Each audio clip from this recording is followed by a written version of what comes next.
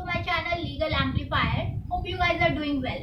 So today the topic of the video is on plea bargaining यानी अभिवचन का संपलन, या इसे सरल भाषा में कहें तो प्ली हियर मीन्स कि एक्यूज्ड कोर्ट में प्ली करता है या एप्लीकेशन मूव करता है that he will be played guilty for the offence that he has committed, अगर उसके साथ समझौता कर लिया जाए यानी बार्गेनिंग हो जाए दूसरी पार्टी के साथ।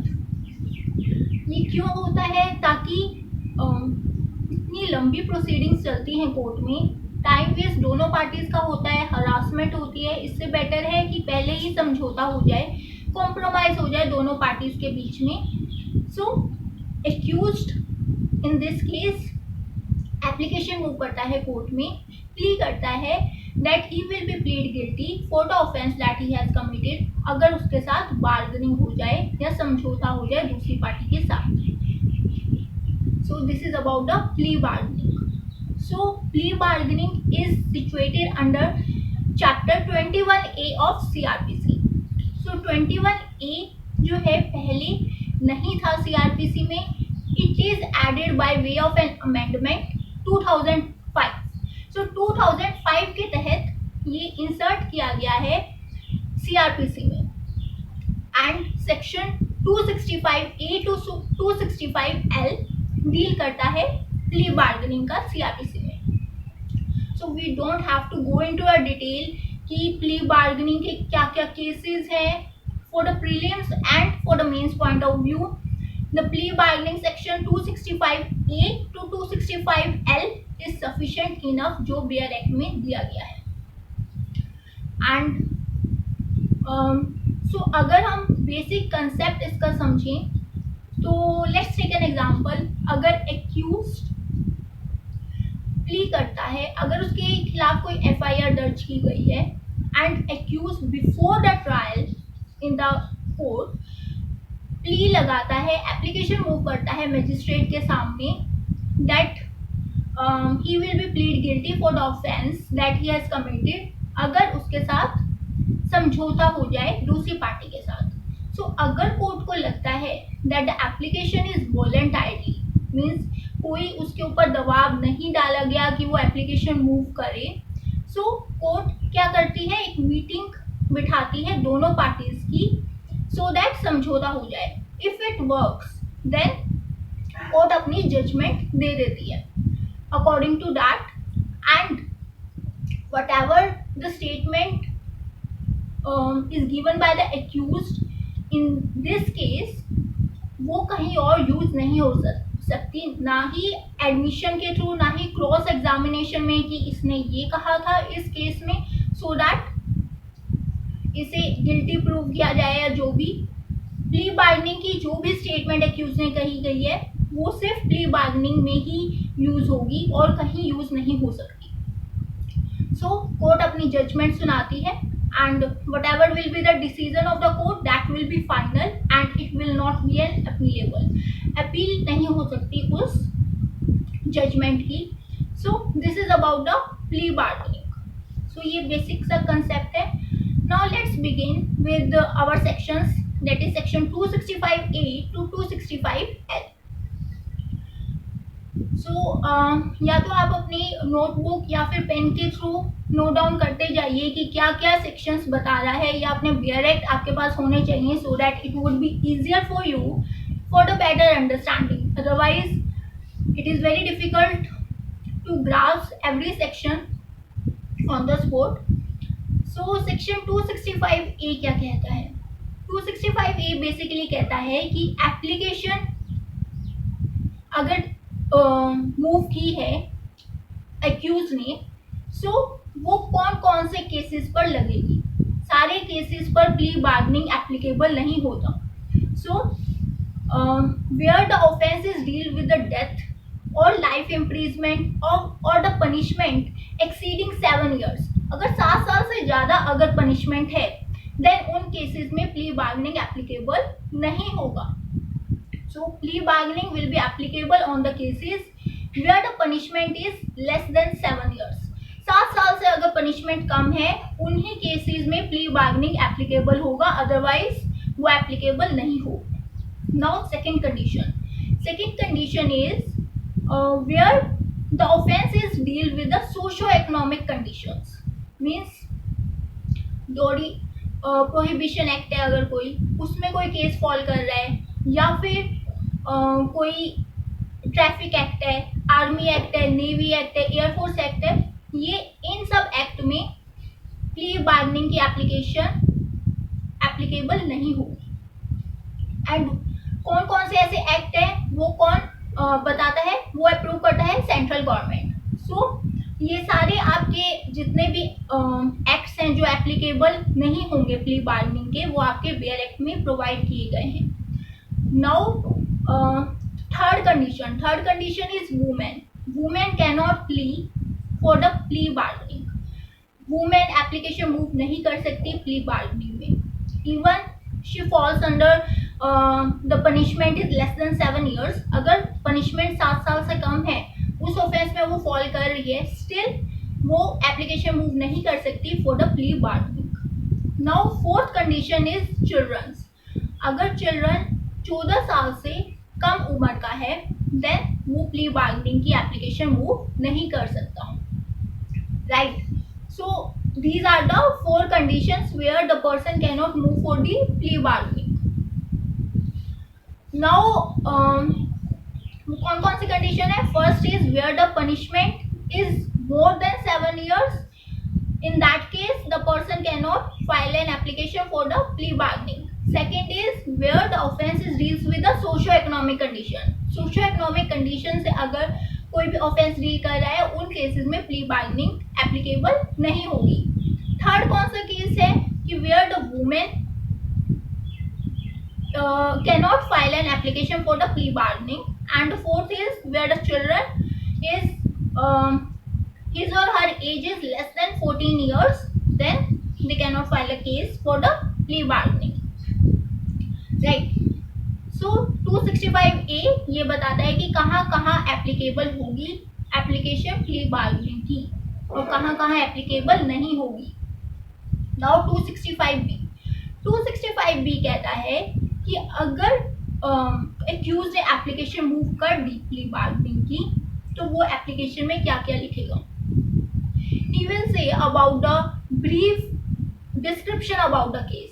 ब्रीफ डिस्क्रिप्शन में लिखेगा कि वो किस ऑफेंस के तहत इम्प्रिजेंट हुआ है, and what are the charges against him, plus brief facts about the case. Along with that affidavit वो मूव करेगा that whatever the written in the application it is voluntarily. कोई दबाव में नहीं उसने कोई एप्लीकेशन मूव की है, व्हाटएवर इज रिटन वो उसके नॉलेज में है कि वो प्ली बार्गेनिंग करना चाहता है। नाउ थर्ड इज दैट कोई भी प्रीवियसली वो कन्विक्ट नहीं हुआ है उस ऑफेंस में, वो भी उसे मेंशन करना पड़ेगा। If he previously convicted for the offense that he has committed, then वो प्ली बार्गेनिंग की एप्लीकेशन मूव नहीं कर सकता। So these are the 3 conditions that he has to state in his application. First is the brief description about the case, along with that affidavit उसे move करना पड़ेगा, और अगर वो प्रीवियसली कन्विक्ट नहीं हुआ है ऑफेंस में, देन उसे वो भी लिखना पड़ेगा। उसके बाद अगर मजिस्ट्रेट को लगता है कि that application is voluntarily one, कोई उस पर दबाव नहीं दिया गया है, देन वो नोटिस मूव करेगा किसको, पब्लिक प्रोसिक्यूटर को। अगर एफआईआर के थ्रू आया है केस, अगर कंप्लेंट के थ्रू आया है, देन वो खुद ही नोटिस मूव करेगा एक्यूज्ड को for the appearance in the court, right. Now 265C क्या कहता है? 265B I hope it is clear कि एप्लीकेशन कैसे मूव की जाएगी कोर्ट में और उसमें क्या क्या लिखा जाएगा। नाउ 265C बोलता है कि अगर एप्लीकेशन मूव कर दी गई है एंड कोर्ट उसके बाद क्या करेगी, पब्लिक प्रोसिक्यूटर को नोटिस देगी और वो मीटिंग बिठाएंगे दोनों पार्टीज को, और अगर कंप्लेंट के थ्रू है then the court itself meeting दोनों की अरेंज करेगी so that there will be a mutual satisfactory disposition, MSD, right. Now 265D क्या बोलता है?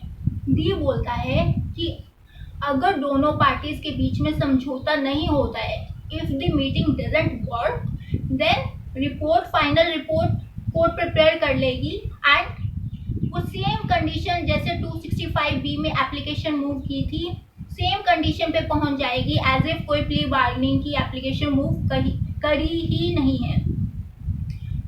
सो नाउ द 265D क्या बोलता है?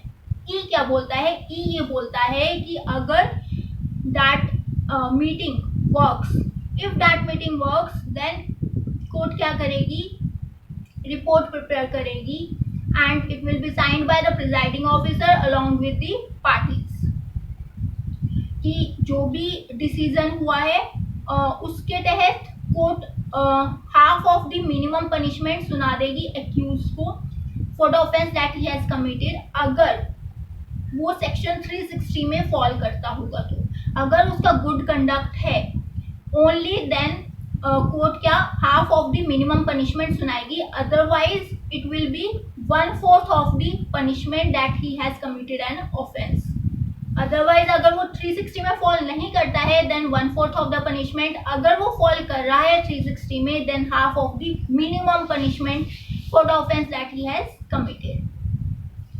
नाउ सेक्शन 265 एफ क्या बोलता है? एफ बोलता है कि कोर्ट आफ्टर दैट सेटलमेंट जो भी होना था पार्टीज के बीच में, उसके बाद कोर्ट अपना जजमेंट प्रोनाउंस कर देगी इन दी ओपन कोर्ट.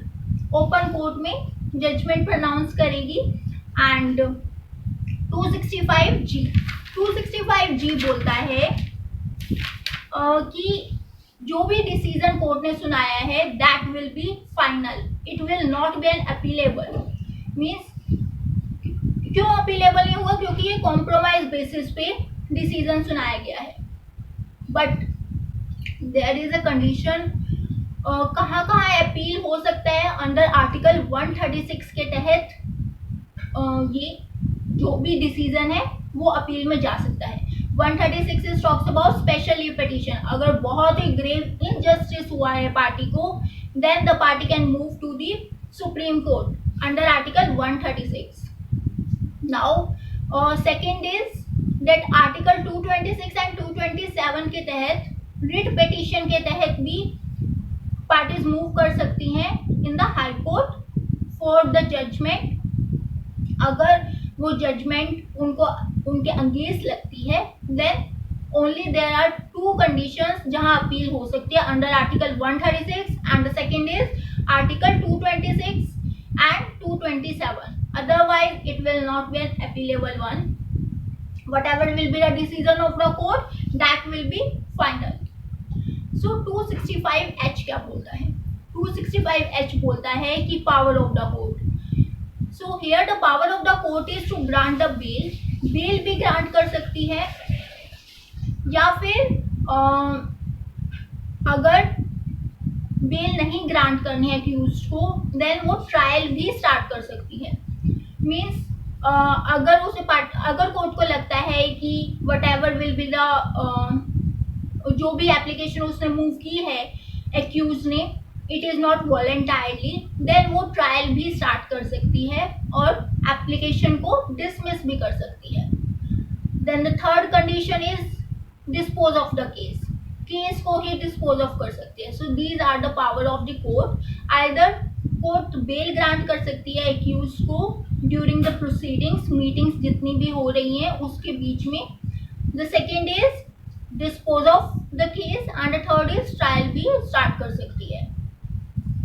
सो जो प्ली बार्गेनिंग की प्रोसीडिंग्स हैं वो हमेशा बिफोर द ट्रायल ही होती हैं. अगर ट्रायल स्टार्ट हो गया देन प्ली बार्गेनिंग की प्रोसीडिंग्स एप्लीकेशन नहीं मूव की जा सकती एक्यूज के तहत. Right, it must B before the trial.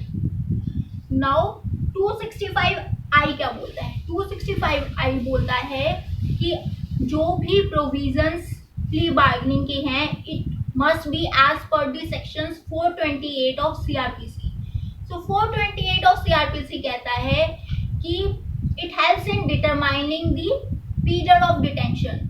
Means अगर एक्यूज ने जब प्रोसीडिंग्स जब मीटिंग चल रही थी उसके तहत जितना भी पीरियड उसने जेल में अगर स्पेंड किया है, then that will be counted while giving the punishment for the offense that he has committed, right? So ये 265I बोलता है.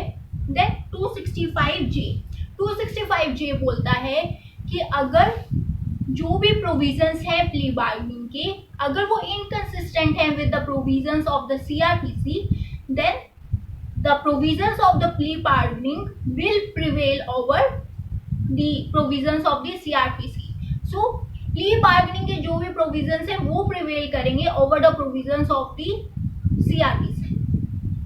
नाउ 265K बोलता है कि जो भी स्टेटमेंट दी गई है एक्यूज ने in the plea bargaining case, that can not be use in some another case. किसी और केस में वो यूज नहीं हो सकती, राइट?